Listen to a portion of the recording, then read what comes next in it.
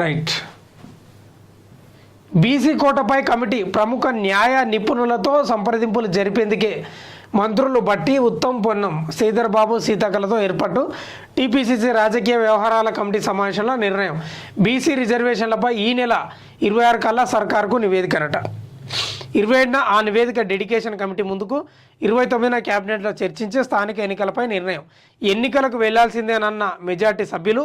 బీసీలకు మేలు జరగాలన్న సీఎం. ఇంకేం మేలు జరుగుతుంది? రాష్ట్రంలో బీసీలకు 42% రిజర్వేషన్లపై న్యాయ నిపుణులతో విస్తృత సంప్రదింపులు జరపాలని టీపీసీసీ రాజకీయ వ్యవహారాల కమిటీ నిర్ణయించింది. నిపుణుల సలహా మేరకు ముందుకెళ్లాలని తీర్మానించింది.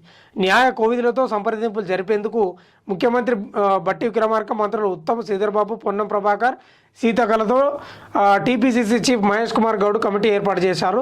స్థానిక ఎన్నికల్లో బీసీలకు 42% రిజర్వేషన్లు కల్పించేందుకు ఉన్న మార్గాలపై దేశంలోని ప్రముఖ న్యాయ రాజ్యాంగ నిపుణులతో ఈ కమిటీ సంప్రదింపులు జరపనుంది. స్థానిక ఎన్నికల్లో ఎస్సీ ఎస్టీలకు ఉన్న 27% రిజర్వేషన్లకు తోడు బీసీలకు 42% రిజర్వేషన్లు కల్పిస్తే మొత్తం రిజర్వేషన్లు 69%కి చేరుతాయి. ఈ రిజర్వేషన్లతో స్థానిక ఎన్నికలు వెళ్ళడానికి ఉన్న అవకాశాలపై న్యాయ కోవిధులు, రాజ్యాంగ నిపుణుల నుంచి కమిటీ అభిప్రాయాలు తీసుకునుంది. కులగణన సర్వేపై ఏర్పాటైన నిపుణుల committee chairman justice Sudarshan Reddy అభిప్రాయాన్ని కూడా తీసుకునుంది. వీటన్నింటితో కూడిన నివేదికను ఈ నెల 26 కల్లా ప్రభుత్వానికి సమర్పించనుంది. ఆ నివేదికను ప్రభుత్వం డెడికేటెడ్ కమిషన్కు ఇవ్వనుంది. కమిషన్ దానిపై అధ్యయనం చేసి స్థానిక ఎన్నికల్లో బీసీ రిజర్వేషన్లపై ప్రభుత్వానికి సూచన చేయనుంది. ఈ నెల 29న రాష్ట్ర కేబినెట్ భేటీ సమావేశమై ఇక దీనిపై నిర్ణయం తీసుకుంటారంట. ఇక సర్పంచ్ అభ్యర్థులారా, ఎంపీటీసీ అభ్యర్థులారా, ఆ తర్వాత వార్డు మెంబర్లారా, ఇంకా కొంచెం నిద్రపోతే లేవన్రి, పైసలు సుధరాయించుకోండి, హాయ్ బాయ్ చెప్పండి, నమస్తేనా అని చెప్పండి, నమస్తేనే అని చెప్పండి, ఎల్లాయ పుల్లాయ అనుకుంటా పలకరియండి.